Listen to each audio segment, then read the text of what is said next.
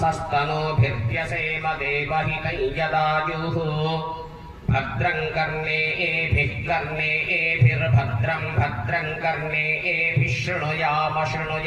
कर्णेभिर्भद्रं भद्रं कर्णेभिः शृणुयाम कर्णेभिः शृणुयाम